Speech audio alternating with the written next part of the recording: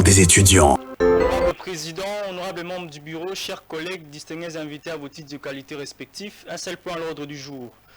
Remaniement gouvernemental, enjeux et défis dans un contexte de crise sécuritaire. Et pour cette thématique, nous avons l'honneur de recevoir M. Prince Mpenge, porte-parole de la plateforme Lamuka et président du parti politique ADD Congo. Honorable Président, à vous la parole pour l'ouverture de la plénière. Merci, honorable Enoch.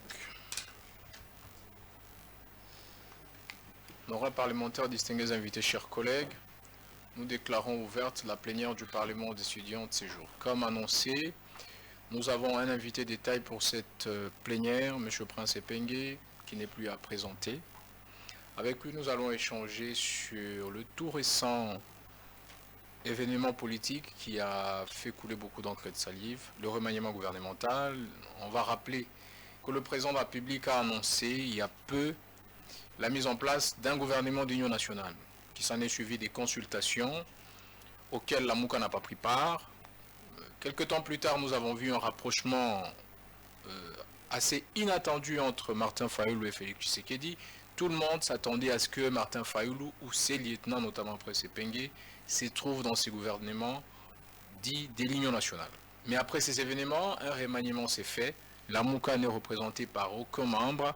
Nous allons échanger donc avec le porte-parole de la Lamuka, président de l'ADD Congo, sur sa lecture de ces remaniements gouvernementaux, pourquoi la Lamuka n'y a pas pris part, c'est quoi le dessous de carte, quelles sont les alternatives que l'ADD Congo et la Lamuka proposent donc à la place publique. Nous allons l'accorder 15 minutes pour nous faire une analyse holistique de cette situation. Après, interviendront des questions et réponses. Il est habitué de cette tribune.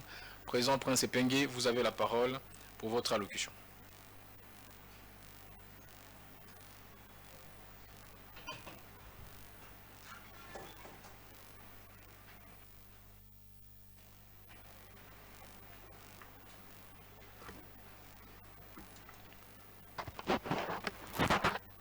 Alors,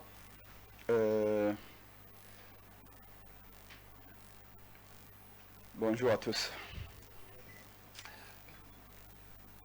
Je vais commencer par remercier Dieu et ensuite remercier Monsieur le Président avec son bureau. Mais je n'oublierai pas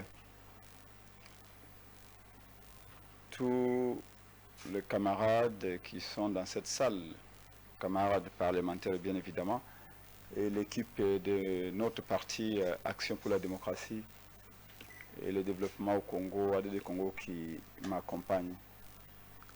Je voudrais remercier sincèrement parce que j'ai toujours été honoré par vos invitations.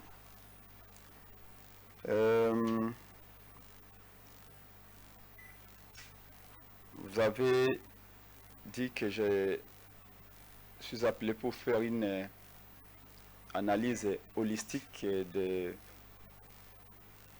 la situation du pays, particulièrement ce qui concerne la publication de l'organe politique qu'on appelle le gouvernement.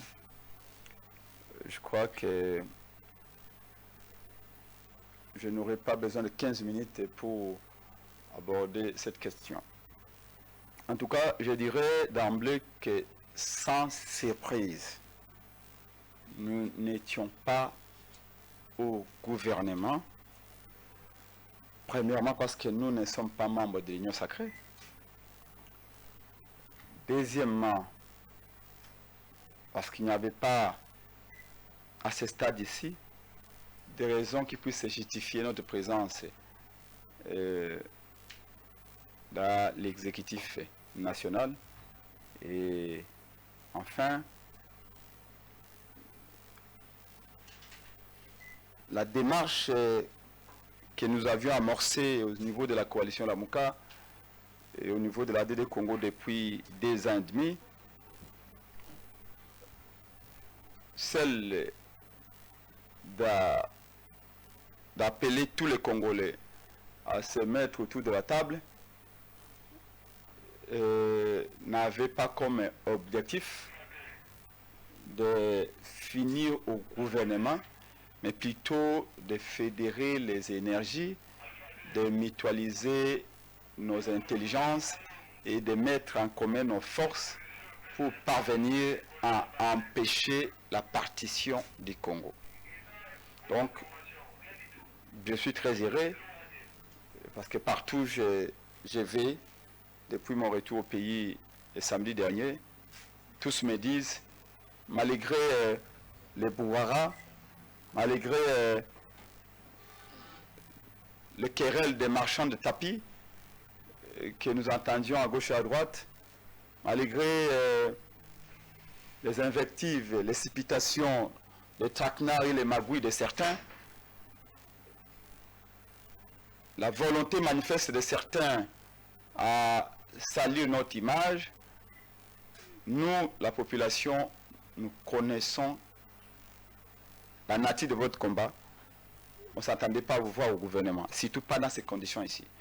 Donc, je vais rappeler que quand on a été voir M. Félix Tshisekedi, nous l'avions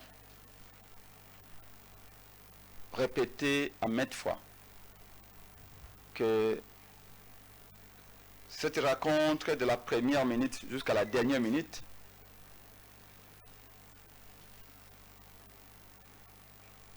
n'a été consacrée que si les solutions idoines que chaque camp sera appelé à apporter pour que la guerre cesse, pour que les Congolais se réconcilient, pour que l'on se dise des vérités, pour que nous puissions nous poser les questions, si le pourquoi de cette situation actuelle, pourquoi sommes-nous là, pourquoi certains ont été obligés à recourir aux armes, pourquoi il y a toujours eu des élections chaotiques, sans oublier que nous sommes à 30 mois de la fin du mandat de M. Félix Tshisekedi.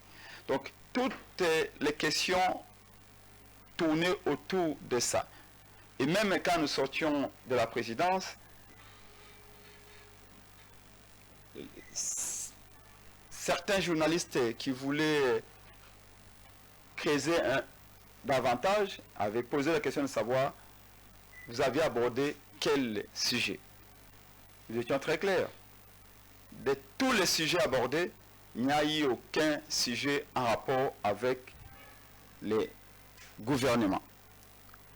Donc, ce que vous avez vu là, je vais dire, avec la sortie du gouvernement, est la conséquence fidèle de ce que nous vous avions dit. On n'a jamais parlé du gouvernement. Évidemment, qui peut refuser de servir sa patrie? D'autant plus que l'engagement que nous avons pris, celui de défendre notre patrie, de défendre son peuple, est un engagement qui nous conduira inévitablement au pouvoir, mais un pouvoir qui viendra avec dignité, un pouvoir qui viendra trouver des solutions, pas un pouvoir pour les pouvoirs. Rappelez-vous que ce n'est pas la première fois que nous, la Mouka, nous demandons que les enfants du Congo se parlent. Ce n'est pas la première fois que nous mettons sur la table la nécessité d'avoir des réformes dans ce pays. Depuis que M. Félix Tshisekedi est là, c'est la deuxième fois que nous appelons les Congolais à discuter, à amorcer des réformes. La première fois, c'était au mois d'avril 2019, avec la proposition de sortie de crise. La première personne qui avait eu droit à notre proposition, la journée, j'insiste, c'était le pasteur Bokundoua de l'ECC. Après qu'on nous ait écarté du pouvoir par la volonté de M. Kabila, en 2018. La deuxième personne, c'était l'église ECC, je veux dire la personne morale, l'église est plutôt catholique. Et ensuite, nous avions amené la proposition à l'Union africaine et on avait même impliqué les Européens parce que tous étaient témoins de la fabrication de résultats entre M. Nanga, M. Kabila et Félix Tshisekedi. Nous avions dit, nous utilisons la sagesse de Salomon. Nous n'allons pas brûler la maison. Beaucoup de gens sont en train de s'amuser.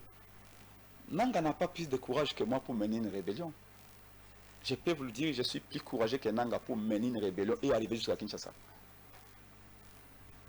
Mais pourquoi on ne l'a pas fait? Pourquoi on n'a pas recouru aux armes, nous autres? C'est parce que nous pensons que même si c'est une dictature qui est aujourd'hui à Kinshasa, il y a moyen de combattre une dictature sans vendre ses terres et son âme au diable. Sans recourir au service de Kagame, qui a son agenda à lui propre et depuis des décennies. Celui de faire du Congo comme le Soudan. Et nous, dans toutes les démarches que nous initions, on a toujours été transparent. Après la démarche de 2019, il consistait à dire, on a été écarté du pouvoir, mais on ne brûle pas la maison, on doit se réconcilier, on doit faire des réformes. C'était en prélude des élections 2023. Parce que nous ne souhaitions pas qu'on arrive à un nouveau chaos en 2023. Malheureusement, c'est ce qui est arrivé. Les élections chaotiques, et vous pouvez ajouter tous les épithètes que vous voulez. Après 2023, nous avons vu que le Congo était en train de faire du surplace. Les tensions étaient de plus en plus grandes. La classe politique est divisée, les églises sont divisées, les Congolais se regardent à chaque défaillance, rien n'a allé au pays. Là encore, la coalition Lamuka annonce qu'il faut un dialogue. Bien avant d'aller voir Félix Tshisekedi. Au départ, c'était, excusez-moi, montrer à tout le monde, de manière factuelle, qu'un dialogue est nécessaire.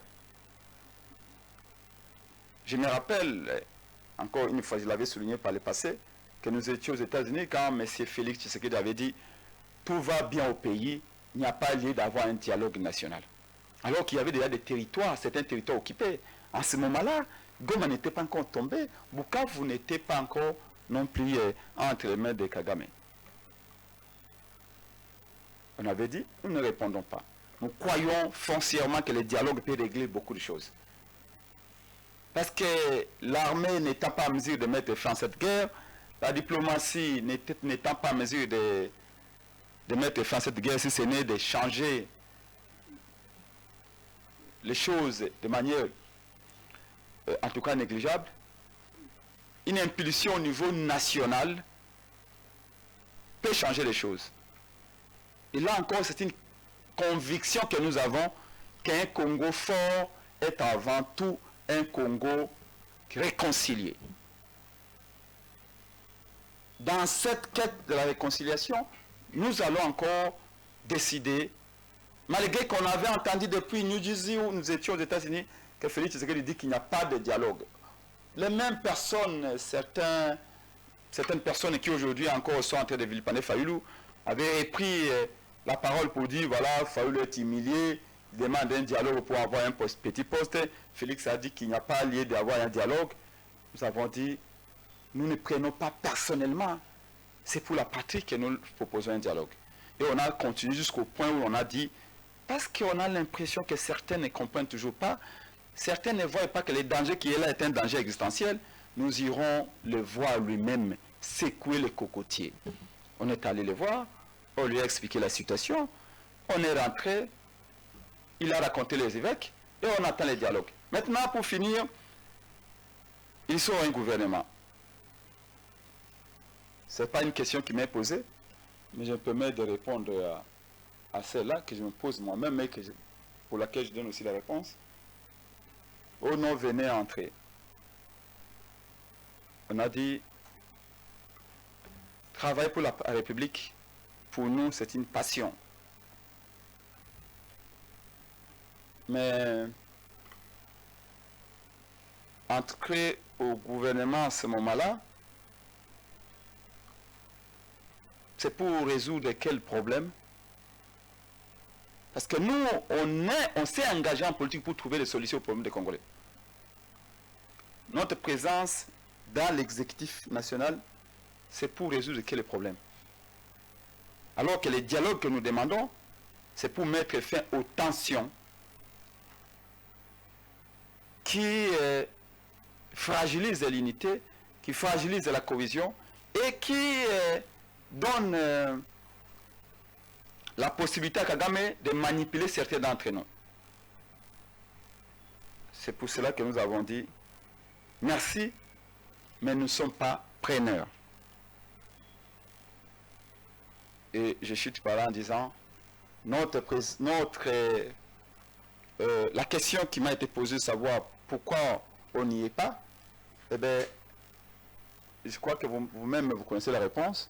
Déjà, plusieurs semaines avant, quand on a commencé à spéculer, depuis la vue des paris UGT, nous avions communiqué en disant pour la coalition Lamuka et pour notre parti ADD Congo et notre peuple aujourd'hui, ce qui est important, ce qui est urgent, ce qui est nécessaire et voire même vital, c'est un dialogue national inclusif et non un gouvernement. Si pendant les dialogues, les Congolais qui seront là se rendent compte que faut-il les divergences, il faut vendre aux Congolais l'unité parfaite en mettant tous les camps dans un gouvernement. Eh bien, en ce moment-là, nous allons étudier la question dans ce même dialogue pour voir comment on peut le faire, dans quelles conditions et pour quel objectif. On ne peut pas se réveiller comme ça et dire, Epenge, ministre, pourquoi faire? Pour quelle mission? Pour répondre à quelle question? Pour résoudre quel problème? Mon engagement qui m'a conduit à prendre des risques qui ont failli à maintes reprises m'arracher la vie ou arracher celle de mon épouse ou celle de mes enfants n'est pas celui de courir derrière les postes, mais celui de sauver de vie, d'apporter des solutions. Évidemment que je n'appartiens pas à la génération qui pouvait passer nuit au cimetière pour devenir ministre. Non. Je ne suis pas non plus cette génération qui pouvait appeler tous les féticheurs du village pour les enfermer dans sa chambre à coucher au fait de faire toutes sortes de cantations pour devenir ministre. Je ne suis pas de cette génération. Je suis de la génération qui se bataille, qui s'informe, qui se forme, qui se discipline, qui se dispose volontiers à apporter la transformation profonde de ma société, de ma communauté. Et je crois que c'est une question de temps. Ce pouvoir-là arrivera, mais pour l'air, ce que tout le monde doit comprendre, c'est que c'est le dialogue qui est nécessaire pour l'intérêt de tous. Quand le gouvernement, c'est pour l'intérêt de quelques-uns, mais le dialogue pour l'intérêt de toute la communauté. Je dis. Merci, Monsieur le Président. Je veux vous faire deux relances sur vos propos avant que le parlementaire ne vous pose des questions. La première, c'est qu'on veut avoir un éclairage officiel. Est-ce que vous avez été officiellement sollicité pour intégrer le gouvernement de Félix Tshisekedi? Affirmatif. Vous ou Martin Fayulu? Je dis vous. Lamuka, c'est plusieurs personnes qui étaient préposées pour entrer au gouvernement, qui a refusé.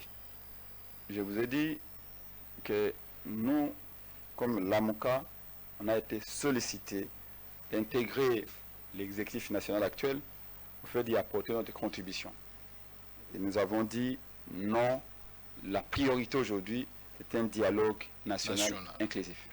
Très bien, vous avez dit que nous n'allons pas intégrer le gouvernement parce qu'on va résoudre que le problème. Je voudrais vous proposer un cas de figure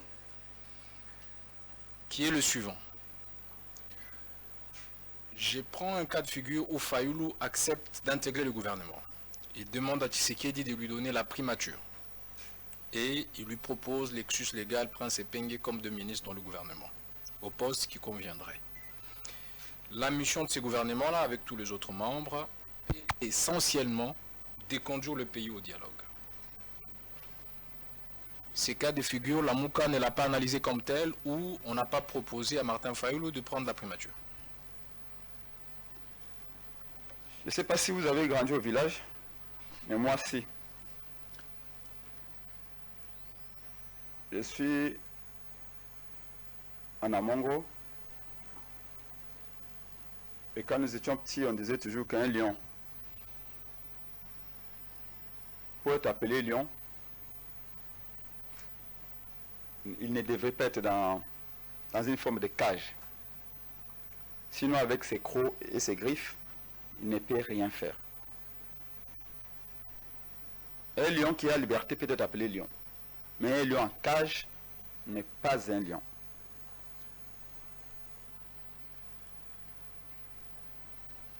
Déjà là, ce que je suis en train de faire, je suis en train de contribuer pour que la nation avance. Là où vous êtes en ce moment, ce que vous faites aussi avancer la nation. La différence, c'est avec ceux qui sont au gouvernement et qui ont la responsabilité beaucoup plus étendue et officielle. Sinon, nous concourons aux mêmes objectifs de faire avancer la nation. Évidemment, c'est un cas.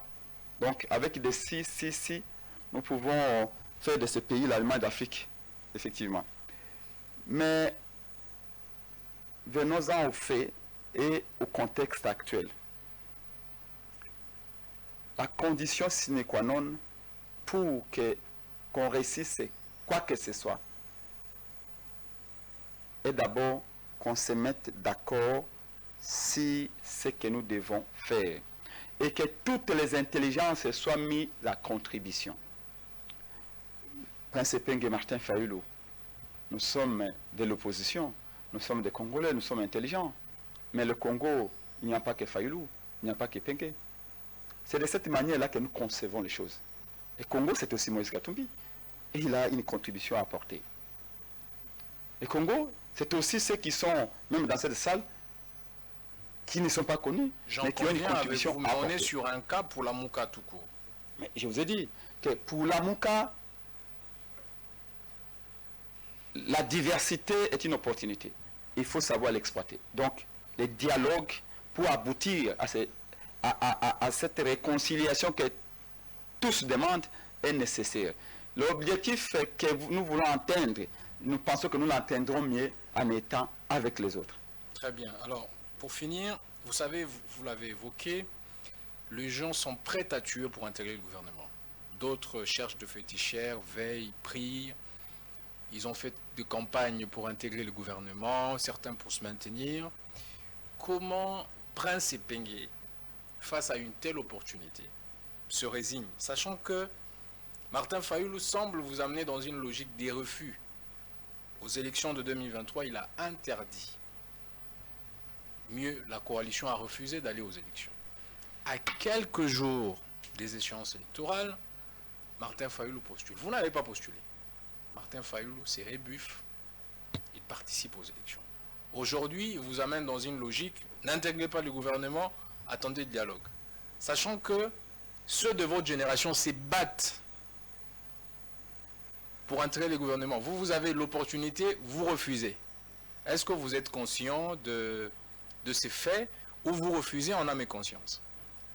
Je n'ai pas refusé d'intégrer le gouvernement parce que Martin Fayulu me l'a demandé. Mais c'est le cas, c'est le mot d'ordre. La Mouka a refusé les élections notamment. Je comprends la difficulté que vous avez. Laquelle? Évidemment parce que vous ne savez pas comment la Mouka fonctionne.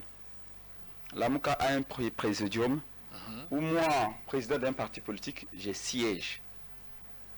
Je peux avoir une idée. Je l'amène au collège des présidents, on en discute et on lève les options.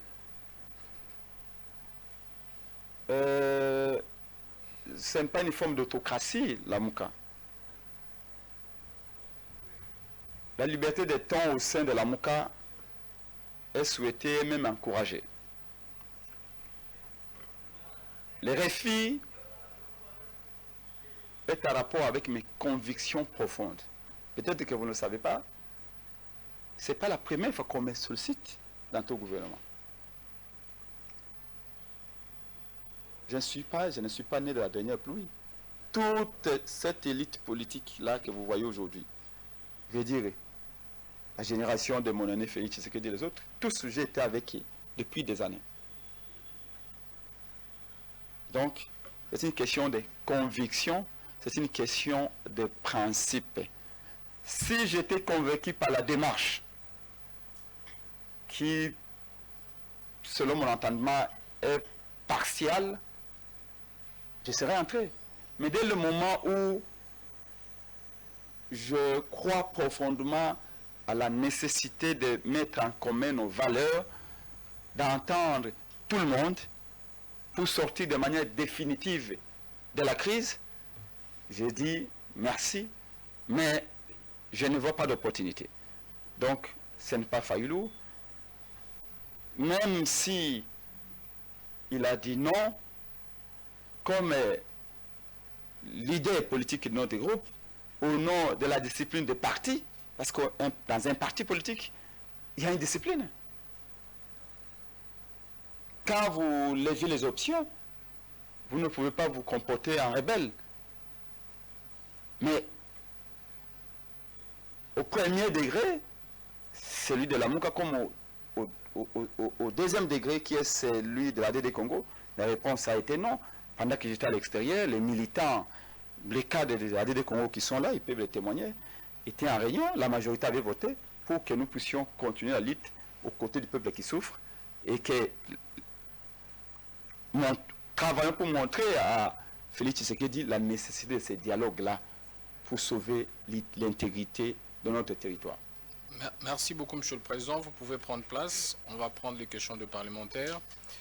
Je veux inviter l'honorable Exaucé, rapporteur du Parlement aux étudiants, pour son allocution. Et l'honorable Blaniche se prépare.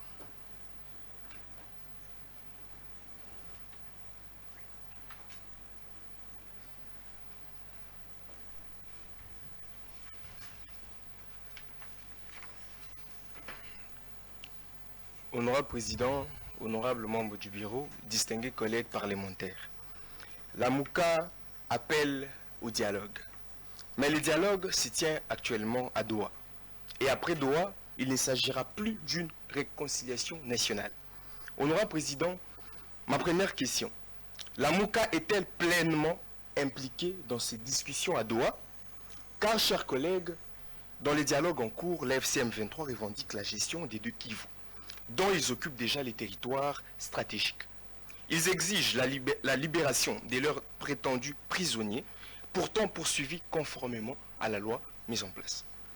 Ils veulent être blanchis, sans aucune poursuite, pour les carnages des Goma et les autres massacres commis. Honorable Président, ils réclament, une fois de plus, d'être intégrés dans notre armée et dans notre police.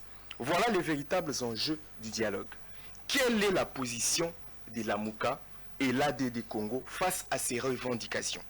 Telles sont mes préoccupations adressées à notre invité d'honneur, M. Prince Epenge. J'ai dit, honorable président. Merci beaucoup. Monsieur le Président Epenge, on prend deux questions ou vous répondez une après l'autre? Honorable Blaniche, vous avez la parole.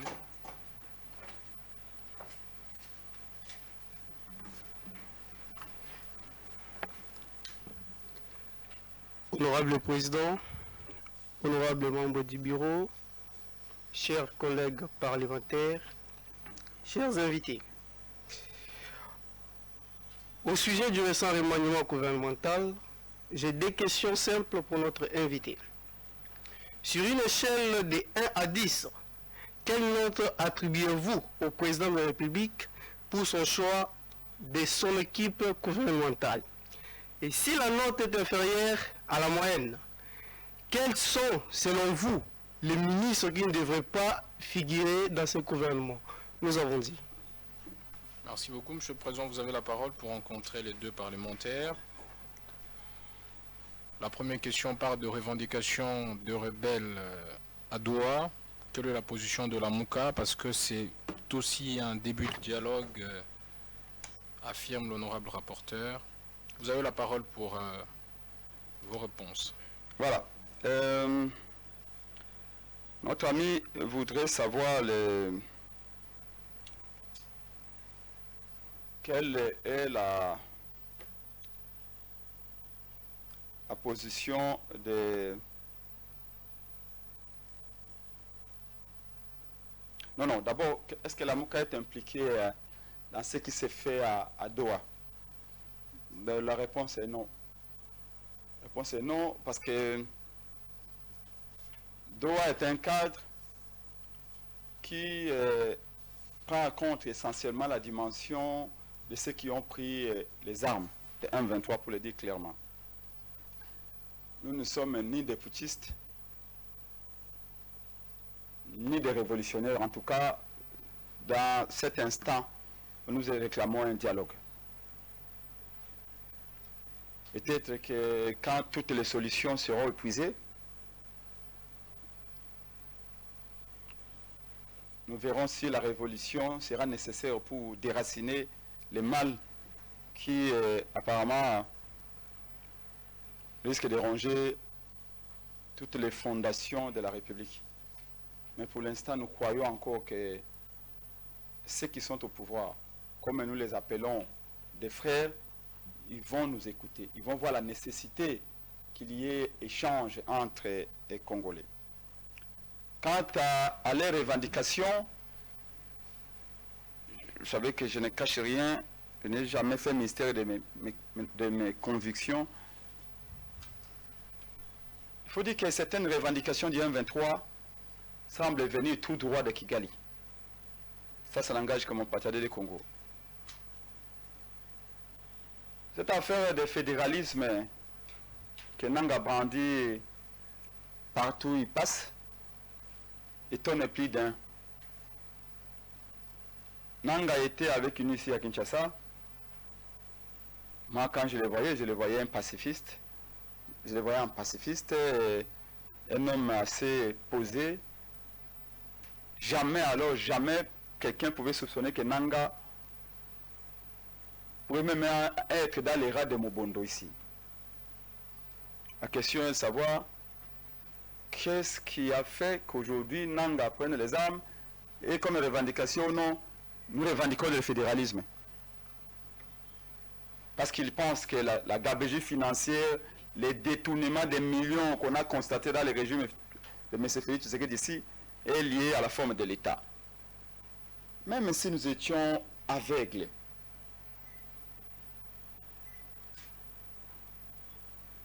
et soumis à la foi, on ne peut pas nous entuber jusqu'à ce point-là. Donc, les revendications fédéralistes de Nanga, pour moi, est un vieux projet de Kagame qu'il est en train de faire passer en utilisant certains d'entre nous. Donc, comprenez que je ne la partage pas et je suis prêt à la combattre jusqu'au bout, cette revendication fédéraliste, comme le moubiste que je suis.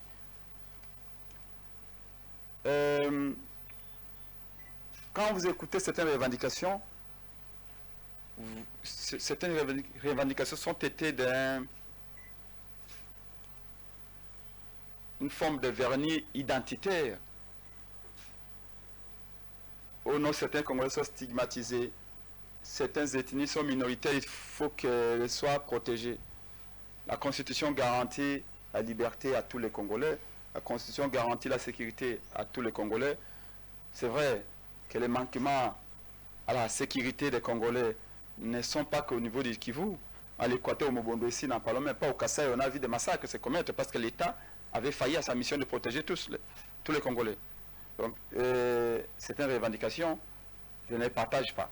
Mais quand il parle de fraude électorale, écoutez, nous sommes tous d'accord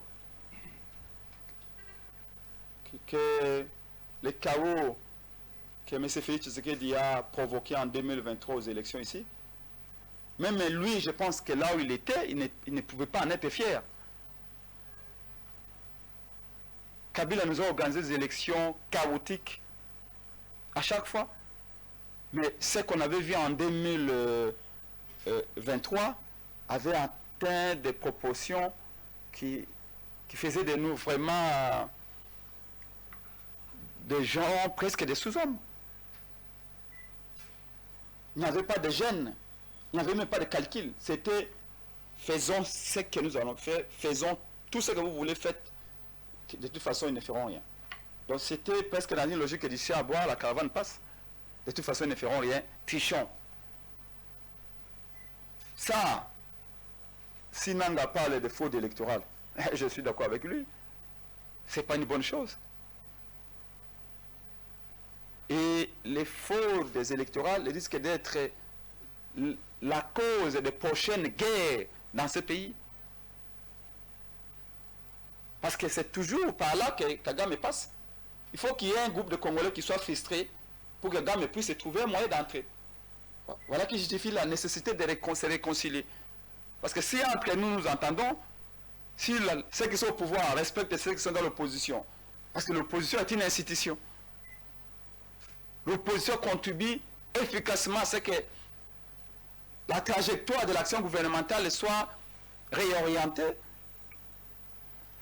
Et donc, dans ce sens-là, il faut respecter l'opposition aussi.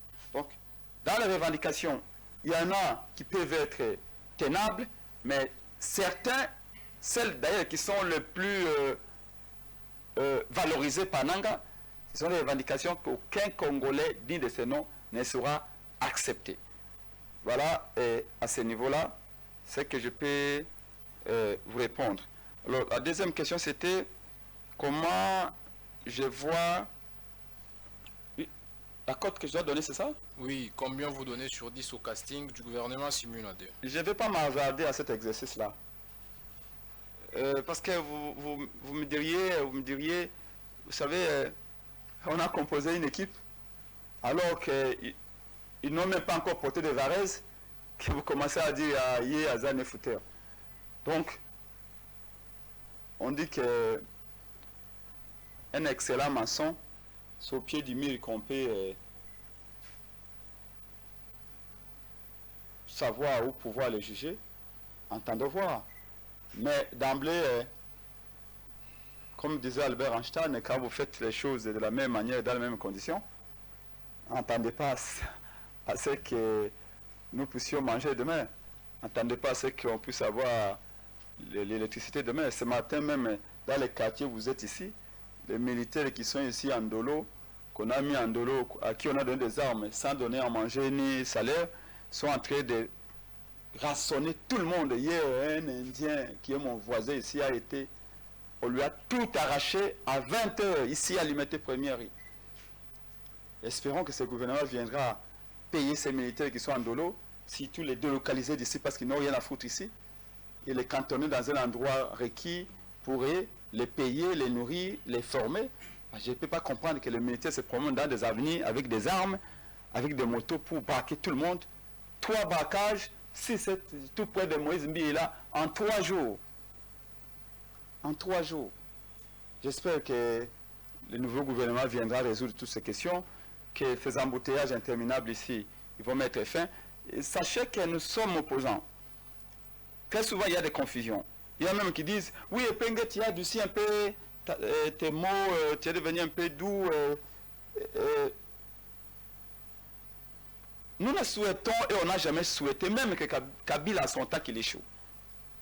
Si vraiment on aime le peuple, nous faisons des critiques pour qu'ils s'en saisissent et qu'ils rectifient les tirs, qu'ils changent de fusil d'épaule, mais pas pour qu'il échoue. Parce que si aujourd'hui, ces gens construisent des routes, moi, quand je viendrai au pouvoir demain, je vais plus me focaliser dans d'autres secteurs que des routes, parce qu'ils auraient fait peut-être 10% ou peut-être 5%. Mais quand nous regardons la configuration de ces gouvernements-là, je l'avais dit par le passé, quand une équipe, le premier match perd 4-0, deuxième match perd 3-0, troisième match perd 2-0, quatrième match perd 5-0, dans cette équipe-là, ce n'est pas des joueurs qu'il faut faire sortir de terrain pour qu'ils soient remplacés par des autres. Ce n'est pas non plus le système de jeu qu'il faut adapter parce qu'après 3 matchs, on peut supposer que l'arbitre a suffisamment changé le système de jeu. Quand une équipe a perdu, a collectionné 4 défaites de suite avec des scores lourds, ce n'est pas en changeant de joueurs que vous allez avoir des solutions. Ce n'est pas en adaptant le système de jeu. Il faut carrément changer l'entraîneur. Qu'est-ce que vous voulez dire? Suivez mon regard. J'ai dit. Merci, Monsieur le Président Prince Epenge. Nous allons prendre l'honorable Lys et l'honorable Dianzenza va se préparer. Vous avez dit qu'on suive votre regard. On le suivra bien.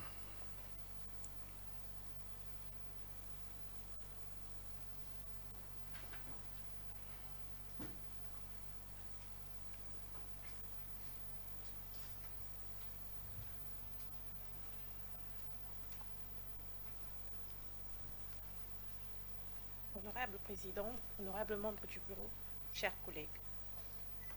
Après avoir été reçu par le président de la République, Martin Fayulu a annoncé la création du camp de la patrie. Cependant, une question demeure. Où en sommes-nous réellement aujourd'hui? Quelle finalité concrète donner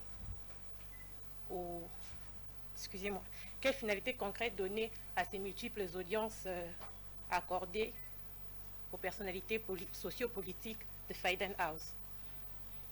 De plus, à ses débuts, le camp de la patrie a semblé s'adresser à un cercle restreint, presque élitiste.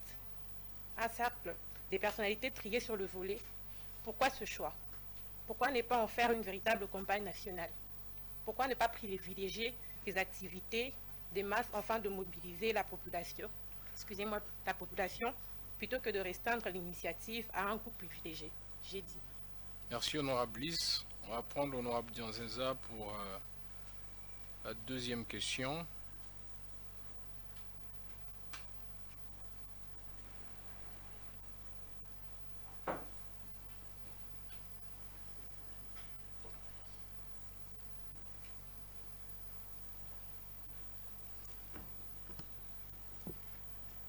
Honorable Président, honorables membres du bureau, chers collègues.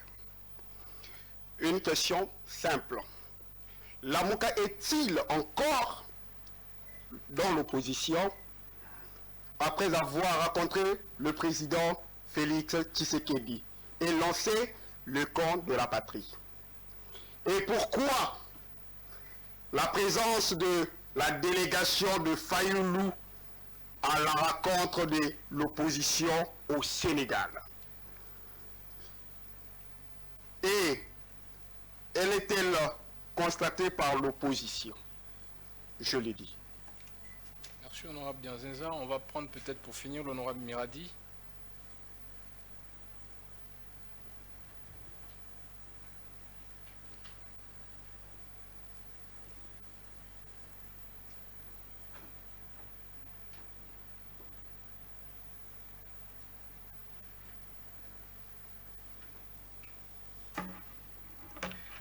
Merci pour l'octroi du verbe. Honorable Président, honorable membre du bureau, chers collègues, comme l'a dit Confucius, gouverner c'est rectifier. Si tu conduis un peuple en corrigeant ce qui est injuste, qui osera ne pas se corriger? Notre invité d'honneur, M. Prince Epenge, assume fièrement le refus de Lamouka d'intégrer le récent remaniement au gouvernement au motif qu'un dialogue préalable serait nécessaire. Ma question est la suivante. Quelle est la différence fondamentale entre intégrer le gouvernement avant le dialogue et après le dialogue? Et surtout, le calcul politique et le salut du peuple. Où se situe Lamouka lorsqu'elle choisit de rester en dehors de la gestion de la chose publique au risque de laisser perdurer la situation qu'elle entend pourtant changer? J'ai dit. Monsieur honorable Miradi, Monsieur le Président Prince, vous avez la parole pour rencontrer les 3 questions de parlementaires.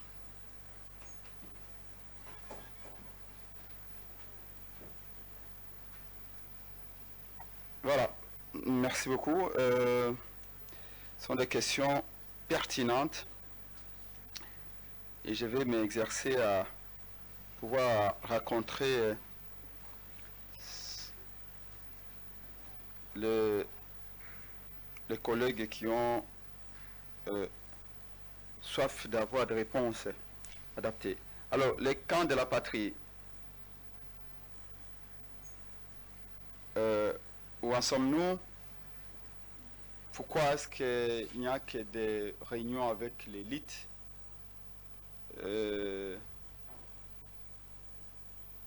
On n'a pas pu, en quelque sorte, populariser ces concepts-là. Madame, je peux vous rassurer que les camps de la patrie, qui par définition est un état d'esprit, une démarche d'éveil patriotique pour dire aux Congolais que les dangers est là. Et ces dangers-là, ce n'est pas un danger contre un individu. Nous sommes opposants, nous ne reconnaissons pas ces institutions, nous ne reconnaissons pas ces animateurs, mais les dangers qui planent sur nos têtes, dans toutes les provinces, c'est le danger de la balkanisation, de la partition du Congo. Je peux vous rassurer que le cas de la patrie, ce concept-là est un triomphe. C'est un triomphe dans la mesure où on l'a expliqué. Ce n'est pas une plateforme politique. Ce n'est pas comme un groupe d'amis comme l'association Banakin.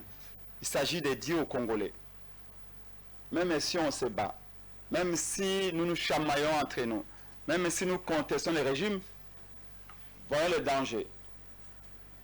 De quelle nature est-il? D'où vient-il? Et comment nous pouvons les combattre? Le camp de la patrie, ce n'est pas contre un individu. Le camp de la patrie, ce n'est pas la MOCA, ce n'est pas Union Sacrée, ce n'est pas FCC, ce n'est pas les groupes qui arrivent avec les armes. Le camp de la patrie, c'est comme Mouzé avait dit, n'est jamais trahi la nation. Mouzé est parti, mais le concept est survie. C'est cela le camp de la patrie. Et donc, aujourd'hui, je peux vous le dire, on en est fiers. On a réveillé les consciences. On n'a jamais dit à quelqu'un, venez prendre ta carte d'adhésion au camp de la patrie. On a dit à chacun d'entre nous, où que vous êtes, sachez que le Congo doit rester un, unitaire et indivisible. L'idée de dire aux Congolais que non, pour mettre fin au détournement d'argent, il faut que le Congo devienne un État fédéral. C'est faux. Si vous êtes un rebelle dans la forme unitaire, vous le serez aussi dans la forme fédérale. Si vous êtes un voleur dans la forme fédérale, vous le serez aussi dans la forme unitaire. C'est cela le camp de la patrie. Le camp de la patrie, c'est aussi dire que tout celui qui amènera l'idée diabolique de changer la Constitution dans ce contexte de tension ici, nous devons nous y opposer. Nous devons lui dire non. Ce sont les cas de la patrie. Ça semble être un concept élitiste. Non, madame. Évidemment, ceux qui venaient poser des questions par rapport à ces concepts, ce sont des gens qui servaient l'association des professeurs d'université, l'association des étudiants, les ONG, les partis politiques. Mais au niveau de la l'AD2 Congo, par exemple, depuis la dernière fois qu'on s'est séparés, que j'ai été chez vous quand vous m'aviez fait l'honneur de me présenter devant cette assemblée plénière, nous avions organisé déjà des manifestations à l'AD2 Congo, des matinées où on a expliqué les concepts. Et ces matinées, c'était à Malioka et ailleurs. C'est-à-dire qu'on est parti sur le terrain pour partager avec les Congolais. Nous avons la grâce que partout nous allons, principalement à Kinshasa comme à l'intérieur, dès que vous descendez de la voiture ou que vous êtes à pied, 50 personnes, 100 personnes viennent automatiquement pour poser des questions. On prend le temps d'expliquer à la population, celle qu'on qualifie d'être de la périphérie, mais en réalité, qui constitue le cœur du Congo. Au moment où je vous parle ici, le professeur de Voskitoko est en tournée au Congo central.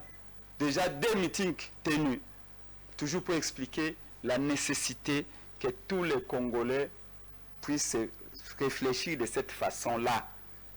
Quand de la patrie, c'est refuser la balkanisation. Vous avez suivi, non? Kenya a ouvert, je crois, un consulat à Goma. Je viens de voir la réaction une réaction molle de M. Félix Tshisekedi qui se plaint en disant oui, mais pourquoi? Non, il faut être vigoureux. Vous vous rendez compte? Les Kenyans qui est avec nous dans l'EAC, dernièrement c'était l'Ouganda qui a ouvert ses frontières avec le Bunagana. Une partie du pays qui est occupée sans que le gouvernement congolais soit saisi à l'avance. Et là c'est le Kenya, un autre pays de l'EAC qui vient d'envoyer un consulat à Goma. Au nom de quoi? Au nom de qui? Pour faire quoi? Et il y a une telle mollesse que le gouvernement congolais dit non, mais il faut qu'il y ait faut qu'il y ait des précautions quand il faut faire les choses. Il faut d'abord saisir Kinshasa. À ce niveau-là, on ne rappelle pas. Même quand on est faible, parfois, il faut savoir hausser les temps. Ça veut dire que en fait, le pas pour la balkanisation est déjà effectué. On ne ressent pas encore les conséquences, mais c'est comme une lame de fond. Quand vous êtes sur un bateau ou sur une pirogue, les lames de fond, quand ça vient, vous voyez à peine les effets. Mais ça va venir du fond et ça va emporter le bateau ou votre barque. Et donc, la vérité, c'est qu'aujourd'hui, si nous ne prenons pas garde, Goma deviendra un pays. Ne vous en faites pas. Il reste seulement qu'on nous bandit, c'est un drapeau. Et n'entendons pas que l'Amérique vienne faire quoi que ce soit. Je vous avais dit la fois passée que vous ne verrez aucun militaire américain au Congo. Les véritables militaires américains, c'est vous et moi. Voilà qui justifie la nécessité que nous puissions nous unir. J'ai été à la place de Félix Tshisekedi, j'aurais donné des passeports à Katumbi, à Moïse Katumbi, à Diongo et tous, vous dire, vous êtes mes frères, venez. Il y a une fin à tout. Veuillez chuter, Monsieur le Président. Donc, le camp de la patrie, s'il y a une recommandation à faire ici, que chacun de nous fasse sa part. Nous, on en fait notre part. C'est un peu comme un cri de guerre. Ce que Mouzé l'avait fait, n'a jamais trahi la nation. Nous, on dit camp de la patrie. C'est aussi une manière de dire ne jamais trahir la nation. Trahir la nation, c'est quoi? Si je vous demande ici, qui souhaite que Goma puisse devenir le pavillon rwandais? Tous diront non. Vous êtes tous dans le camp de la patrie. C'est tout simplement c'est ça. Mais je vois avec la permission du président, c'était qui passe à la télévision. Oh, Fayulu avait fait un truc, le camp de la patrie avec Félix, c'est une plateforme. Balia Yango. Tu vois que.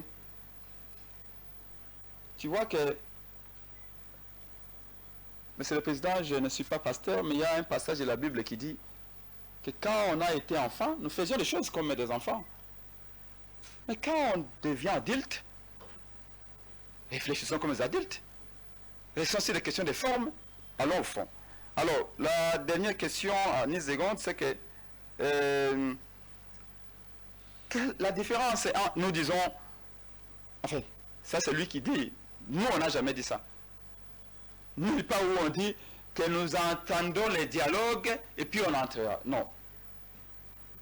Parce qu'il dit la différence entre entrer avant les dialogues et entrer après les dialogues. La question ne se pose pas à ce terme-là. J'aime bien l'expression à Lingala. Il y a un pasteur, l'église Zamemalam, qui lisait souvent, quand je priais à l'époque, il disait toujours Batomi Bale Batambo la Ganzela mon côté, ce qui. Bayokanité.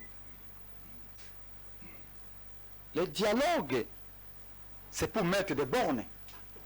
Mais avant de mettre des bornes, ça va d'abord examiner les problèmes. Pourquoi en sommes-nous là? Quelles sont les causes de ces trois crises politiques, militaires et sociales? Vous me dites dans tout gouvernement. Et si j'arrive là-bas, je vois que l'argent de l'État a poussé des ailes et que ça me passe par-dessus la tête, je fais quoi? Ça veut dire qu'on peut Supposons, comme vous le dites, que nous y entrerons. Ce n'est pas un péché. Si les conditions sont remplies, on n'y voit pas d'inconvénient. Mais en ce moment-là, il faut que je sache, on va commencer où, on va s'arrêter où est-ce qu'on va et comment on y va et pour quels résultats. Vous voyez la différence? Donc ici d'abord, pourquoi nous voulons un dialogue? Si vous savez pourquoi on veut un dialogue, vous savez pourquoi on a dit non à un gouvernement. Si vous savez pourquoi on veut un dialogue, vous pouvez vous imaginer facilement dans quelles conditions on peut intégrer ce gouvernement. Qu'on se parle, qu'on se dise les vérités, que les uns et les autres reconnaissent les erreurs qui ont été faites. Si j'entre au gouvernement demain et qu'il n'y a pas d'élection, vous serez les premiers à me dire, opposants que vous êtes, vous n'avez pas été capable d'organiser les élections, n'est-ce pas? C'est-à-dire que moi, je serai en ce moment-là le responsable du glissement. Vous viendrez ici, vous me direz, voilà, le prince Peng opposant, on l'a mis au gouvernement pour organiser les élections, il n'a pas pris. Vous n'allez pas mettre un bandeau noir au visage et me faire entrer piégeant au gouvernement. Merci Donc beaucoup. nous ne parlons pas en termes avant ou après, nous parlons en termes qu'est-ce qui est primordial, prioritaire aujourd'hui. Les retombées du dialogue national, je peux vous le dire, regardez dans tous les sens. On va se réconcilier, vous n'entendrez plus parler des exilés politiques, sauf ceux qui choisiront de sortir de ce cadre-là. Parce que si on s'est réunis, et qu'il y en a qui, pour une raison ou une autre, ou il y en a qui ont soupé avec les diables, attention.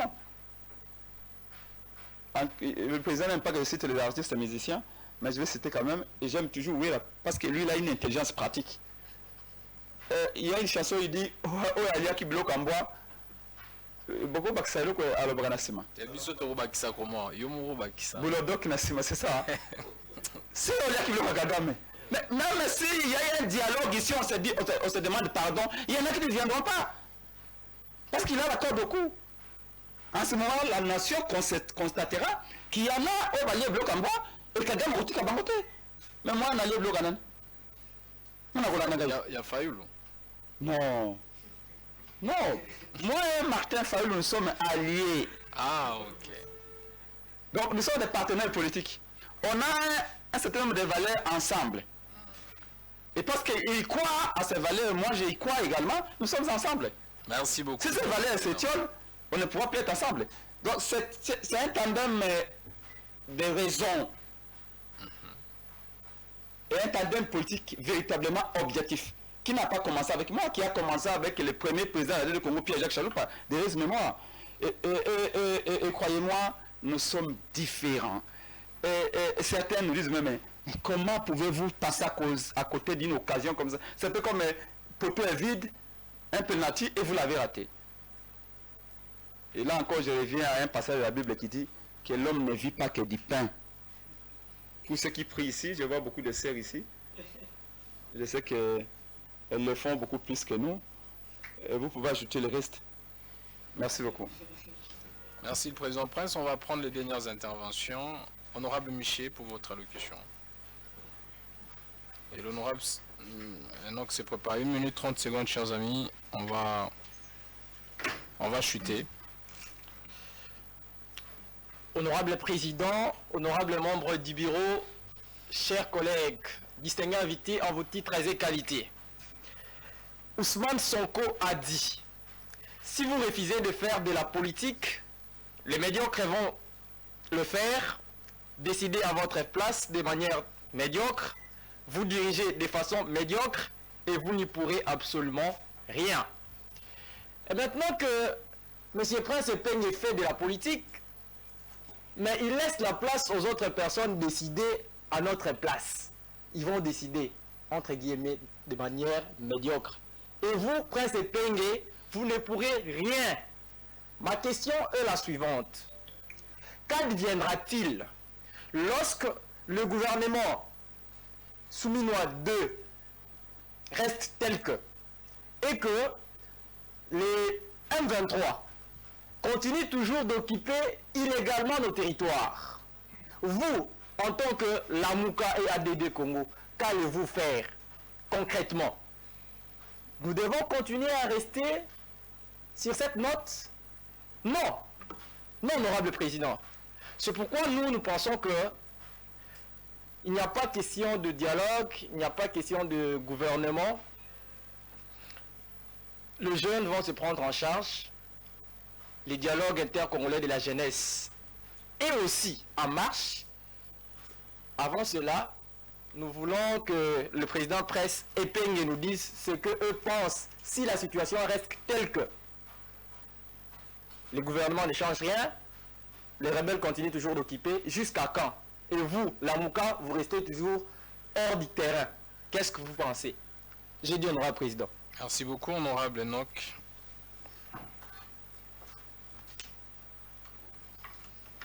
Dialogue intercongolais des jeunes. Honorable président, honorable membre du bureau, chers collègues, je salue en passant la pertinente intervention de M. Prince Mpengue.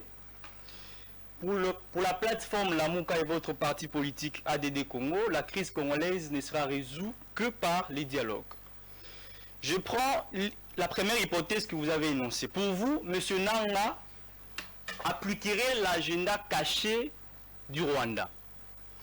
Vous soutenez les dialogues implémentés par la SENCO.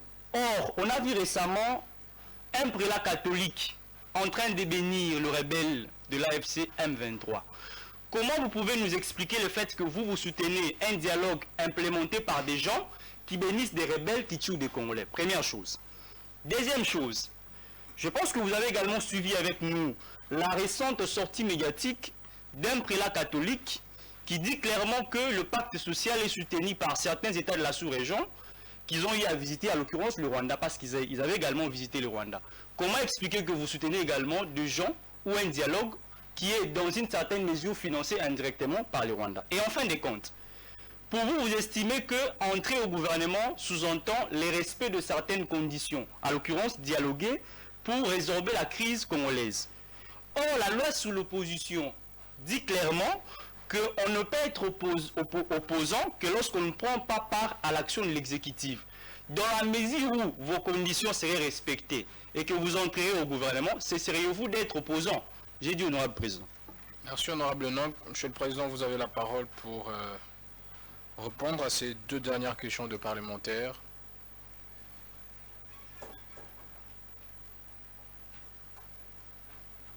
Merci, Monsieur le Président. Merci les membres du bureau et chers camarades.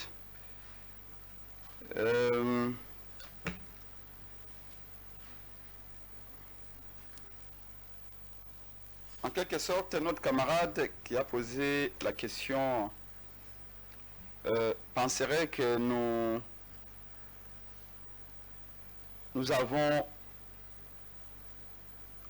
abandonné la BAC, nous avons laissé l'asile aux fous, comme on dit.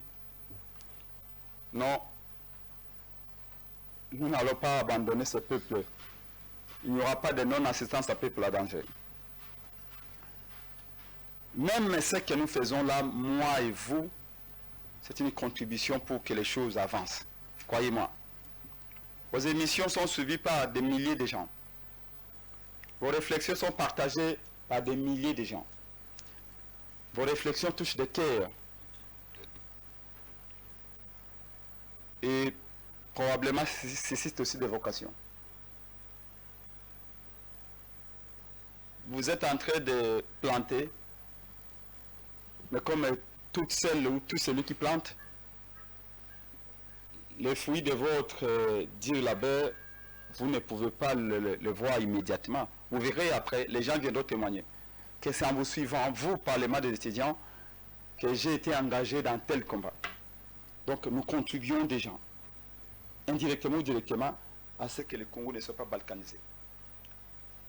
Nous avons refusé d'entrer au gouvernement. Pas pour laisser ceux qui y sont, de créer, de faire du Congo un Capharnaüm, non. Nous avons dit non parce que les conditions ne sont pas réunies. Le gouvernement est un organe politique qui exerce le pouvoir exécutif. La mission d'un gouvernement, c'est de trouver des solutions pour la communauté. Quand vous y entrez, vous devez être sûr que ces solutions, vous les trouverez. Pour les camarades qui disent, mais c'est une occasion d'aller changer les choses de l'intérieur, en citant Ousmane Sonko. Mais changer les choses de l'intérieur, lorsque vous êtes libre de le faire. Pensez-vous que Penge aurait été libre d'imprimer ses politiques? Peut-être, peut-être pas. Comme on dit, quand il y a un doute, il faut savoir prendre des précautions. Au-delà de tout, je vous dis que nous allons continuer la lutte. Nous, d'une manière ou d'une autre, nous n'avons pas abandonné. Ça fait 2 ans que nous exécutons un dialogue. Nous continuons à traiter la situation. Si vous regardez très bien, en ce moment, la situation est en train de se dégrader davantage. Rien qu'au mois de juillet, ici, 2025, vous avez suivi la MONUSCO. 300 Congolais massacrés en Ituri. 300 Congolais. Je ne parle pas des territoires occupés. Hein. En Ituri, là-bas, ce sont des Ougandais qui y sont. Du 6 au 9 juillet, il y a eu déjà 48 morts. Territoire du Roumo. Du 26 au 27 juillet, il y a eu plus de 80 morts. Et les autres se sont ajoutés. Et sans compter les disparus. Nous sommes à plus de 300. Est-ce que la situation est en train de s'améliorer? Non. Nous sommes en 2025. Sans compter dans les territoires occupés là-bas, ceux qui fouillent chaque jour, ceux qui meurent chaque jour, et des faim, et à cause des armes de Kagame. Ce n'est pas une bonne situation. Ce n'est pas pour rien qu'on a interpellé Nanga. Oui, Nanga est notre frère. Et on lui dit, pensez à la nation. Tout ce que vous parlez là, nous pouvons en discuter. Mais il y a des choses dont on ne peut jamais discuter. Jamais discuter. Soit on se bat, soit on se couche. Veuillez chuter, Monsieur le Président. Donc, soyez sûrs, et je vous demande d'en faire autant. Même moi, quand j'ai fait mon petit voyage à l'extérieur, c'était pour se battre. C'est pour se battre. Le combat a plusieurs formes et plusieurs degrés où chacun de nous peut contribuer. La dernière question, c'est, pour résumer, les dialogues de la SENCO. En fait, la SENCO serait un peu comme les évêques sérieux, un peu comme des girouettes. Vous savez, souvent quand vous voyez une girouette tourner, ce n'est pas la girouette qui tourne, c'est le vent qui change de direction. Donc la SENCO et le CC sont balancés par le vent rwandais, ougandais. Je ne crois pas. Je ne crois pas pour avoir été avec ces gens-là pendant les dialogues de la SENCO. Mon aîné Félix Tshisekedi lui-même était avec la SENCO. Je crois que si ma mémoire ne me trahit pas, Félix était le chef de notre délégation à la SENCO lors du dialogue de Saint-Sylvestre. Dire qu'ils étaient au Rwanda et qu'ils ont dîné, ils ont bouffé et tout ça, je pense que ça relève plus d'une campagne de diabolisation. Tout compte fait, l'hirondelle ne fait pas le printemps. Il ne fait que l'annoncer. La SENCO n'est pas une partie prenante. Ils ne sont que des facilitateurs.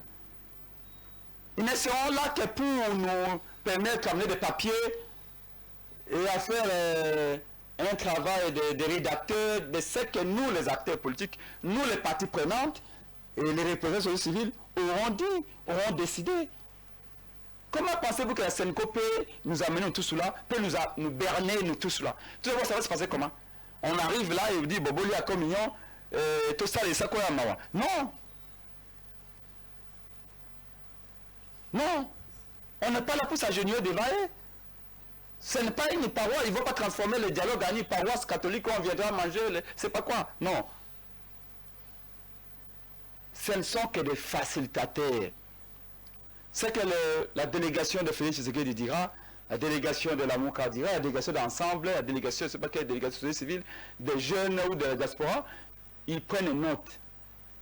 La confrontation va avoir lieu, ou je vais dire pas la confrontation, mais l'échange rallié. L'harmonisation, vous voulez dire? Excusez-moi? L'harmonisation. L'harmonisation les différents points de vue. Et puis ils vont nous donner, faire l'économie et on aura pris acte. C'est tout. Alors pourquoi on a autant peur de la SENCO? C'est la vraie question qu'il faut se poser. Est-ce que ce n'est pas pour leur neutralité? On dit que la SENCO jouait les jeux de Kabila. Mais moi, je le dis toujours avec Kabila à la présidence. Parlant de Kabila à la présidence, pour moi, the game is over. Donc Kabila ne peut plus redevenir la président de la présidence, RDC. la présidence, entendez-vous avec que demain, ce soit Penke, ou peut-être vous. Pas Kabila. Je vous le répète plusieurs fois, ce gars-là a une bonne dose de sagesse. Je crois qu'il a déjà fait le deuil de la présidence. Et il a toutes les raisons pour le faire. Vous êtes sûr? Mais je suis sûr à 100%. L'homme qui est revenu à Goma, qui a entamé ses consultations. Moi, j'ai la conviction, tout récemment à j'ai l'impression que Kabila veut tout simplement qu'on lui laisse la liberté de rentrer dans son pays, de s'occuper de sa femme et de Mais non, on l'a jamais chassé, hein. Il est de parti. s'occuper de ses jardins et de ses fermes, Est-ce qu'on l'a chassé? de s'occuper de ses magasins et autres. Et ça, tout le monde en a droit. Quand Kabila quittait la RDC, il n'était pas chassé, je vous le répète. Évidemment, je ne sais pas qui l'a fait sortir du pays. Il est sorti Mais seul. croyez-moi, si Epeng n'a pas quitté le pays, c'est pas parce qu'il n'est pas en danger. C'est parce qu'il a été tué. C'est une qualité, la tétuité sans politique? Non, mais parce que je pense, je ne me vois pas vivre ailleurs qu'au Congo. Vous savez combien de fois j'ai fui ma maison? J'ai laissé ma femme et mes enfants pour aller dormir ailleurs. Combien de fois on est empoisonné? Est-ce qu'il y en a qui sont en Europe quand on demande? J'ai vu Jean-Claude Mbouemba, président de l'Assemblée provinciale du Congo central. Sous Félix Tshisekedi.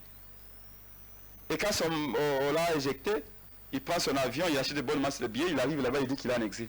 Tu es en exil pourquoi? Tu étais le président de l'Assemblée provinciale du Congo central. Mais Pengue, vous arrivez comme ça, on vous dit que toi ce soir tu vas voir. Mais on est là, on se bat, on résiste. Nico Maïngele, en Europe là-bas, 9 mois dans les urgences. On a popé du sang. 3 fois, 2 fois empoisonné. Mais nous continuons la lutte. Il faut du courage, de la témérité, mais surtout l'amour de la patrie. Nous pensons qu'il faut croire, faire confiance à la SENCO. On ne peut pas vraiment dire que Kabila, tous ces gens sont la poche de la SENCO, et ceux sont la poche de Kabila. Kabila ne peut pas faire autant peur aux gens. C'est le pouvoir qui nous transforme. Vous voyez, aujourd'hui, vous m'avez appelé, je viens à pied. Hein. Et si je suis président demain? J'espère que vous n'allez pas oublier le Parlement des étudiants. Hein? Je n'oublie jamais parce que je resterai toujours le fils de Kingabwa. Ce qui va changer, peut-être, c'est peut-être la rigueur que je vais tripler parce que j'ai la responsabilité de 110 millions d'âmes. Mais la simplicité d'un fils de Kingabwa va aussi être triplée ou va demeurer. Ça veut dire quoi? Ça veut dire que Kabila est venu ici. Il avait quoi? On l'a vu venir. Il y en a qui veulent nous faire croire que Kabila, c'est le génie venu de l'espace. C'est faux. Ils peuvent raconter ces bobas à qui ne veulent pas, nous qui l'ont vu venir. Mais c'est un Congolais comme tout autre. Il a le droit d'être chez lui, il a le droit de rentrer chez lui. Je ne conçois pas qu'il reste à l'extérieur, errer comme un Mpepa Kaïma. Il doit venir ici, il a une femme, il a suffisamment investi au Congo qui s'occupe de ses entreprises, mais qu'il oublie la présidence de la République. Vous avez chuté, monsieur le président. Parce que s'il est dans les activités de rébellion, vu le niveau où il y a antenne de Namboko, il ne peut pas. Je le répète encore, ce qui se passe avec le régime Tshisekedi n'est pas normal. C'est une dictature. Mais on peut combattre cette dictature sans vendre ses terres et son âme à Kagame. Mais aussi, je répète et je finis par là, je crois que la SENCO et le CC entendent. Pourquoi les gens doutent? par rapport à ce qu'ils font. Pourquoi les gens, certains camps hésitent? Vous savez, nous étions avec Kodjo ici, on avait réquisé Kodjo. On avait de bonnes raisons de le réquiser. Mais ici, nous avions dit que Kodjo doit renoncer. Mais ici, les camps de Félix Tshisekedi réquisent l'Église catholique. Mais vous dites, pourquoi nous insistons? Ce n'est pas qu'on insiste. Nous démontrons que s'il y a un risque, parce que le risque zéro n'existe pas, même avec les pasteurs, vous voyez les bêtises que l'autre aventurier ici de Dokamate le fait chaque jour. Non, ne traitez pas de gens d'aventuriers, M. Prince. Soyez un peu plus élégant. Cet aventurier, tout ce qu'il a débité chaque jour. S'il vous plaît, je vous demande d'être plus élégant. Il a occasionné déjà un chaos avec Kadima.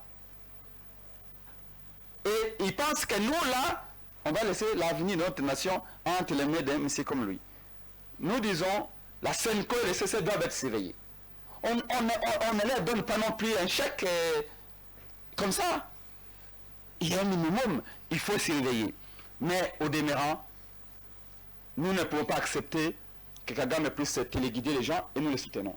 Si nous avons les éléments, que, comme vous le dites, que la Senko et le CC serait soutenu par Kagame, croyez-moi, les mêmes jours vous entendrez tout le Congo bouger et Prince Penge sera le premier à dégainer pour dire que non, ça ne va pas, on doit les écarter. Mais jusque-là, on n'a aucun élément dans ce sens-là. Ne faisons pas confusion au nom d'une déclaration du président de la Senko. C'est vrai que ça fait un peu confusion quand on voit le président de la Senko aussi à l'aise, aussi jovial dans une province qui est sous occupation.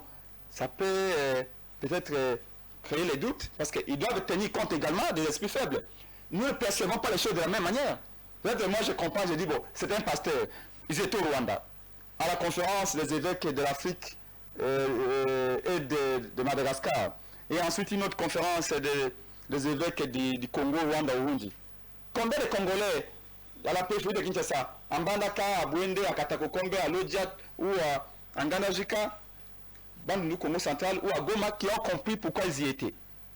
Donc, les représentants de la Senko doivent comprendre également qu'ils ont ce pouvoir de représentation. Beaucoup de gens comptent sur eux. Alors, à un moment donné, c'est un peu comme quand vous allez dans un hôtel et vous voyez un pasteur en train de sortir. Tu te dis, mais il est venu bénir quelqu'un ici ou quoi? Est-ce qu'il a quelque chose? En fait, mais un hôtel, on peut venir s'y reposer. On peut juste venir manger et avoir des heures, avoir la tranquillité. Mais dans l'interprétation, dans l'imaginaire collectif congolais, celui qui sort d'un hôtel vient de commettre un péché, fatalement. Et donc, eux qui sont devant, ils sont comme la lumière. Nous regardons. Quand il y a un point noir, tout de suite ça se voit. Donc, de par certaines actions qu'ils posent, ils créent des doutes, mais au fond, en réalité, jusque-là, on a toutes les raisons de leur faire confiance. Ils ne seront la scène que les CC ne seront que des facilitateurs. D'ailleurs, je vous apprends qu'on a fait une entrée, et j'y vais à Mapia, l'église de Réveil. Oui, pourquoi vous souriez? Ils ont réclamé d'être là pour prouver qu'il n'y a rien à cacher. Ils ont mis. Mais fondamentalement, les blocages d'aujourd'hui, je peux vous le dire, moi, Prince Penge, à toute honnêteté, pour l'amour de la patrie, le blocage est le fait que dans le camp de Félix Tshisekedi, ils ne sentent pas l'urgence d'un dialogue. C'est comme si pour eux tout va bien. Est-ce qu'il faudra-t-il entendre que l'irréparable arrive pour qu'ils se disent oui, là il faut y aller? Je ne sais pas. S'il y a un trick, s'il y a une demande que je peux formuler aujourd'hui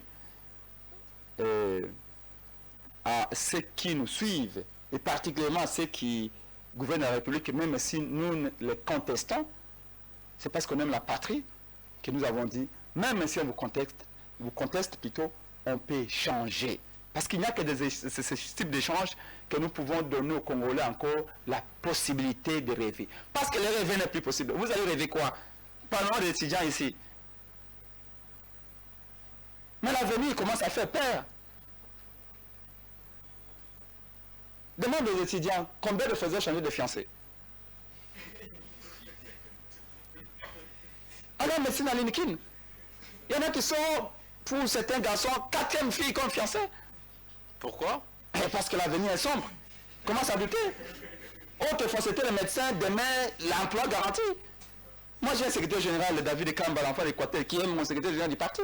J'ai plus de 8 médecins au CEDAD de Congo, des cadres.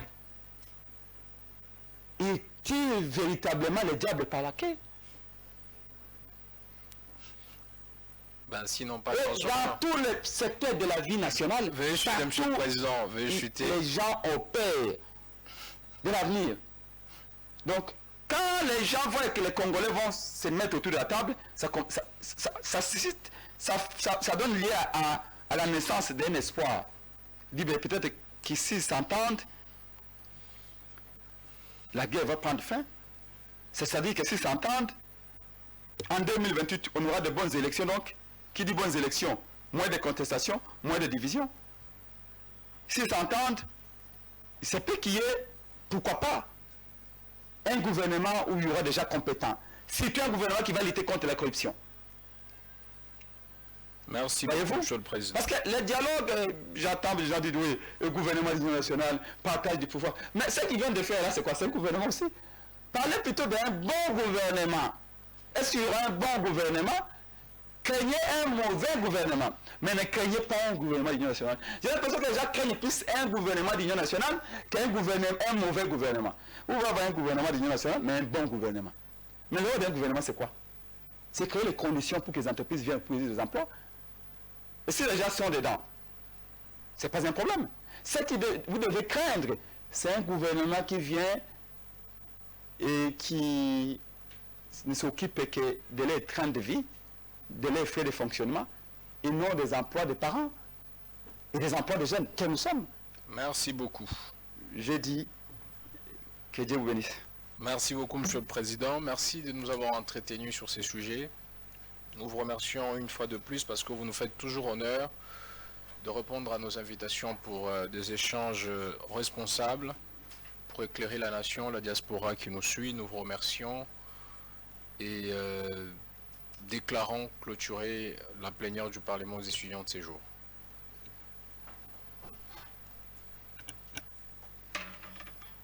Merci, ça en est fini pour aujourd'hui. Nous allons de prime abord libérer les bureaux du Parlement des étudiants. Ensuite, les invités et en fin de compte, les différents honorables parlementaires.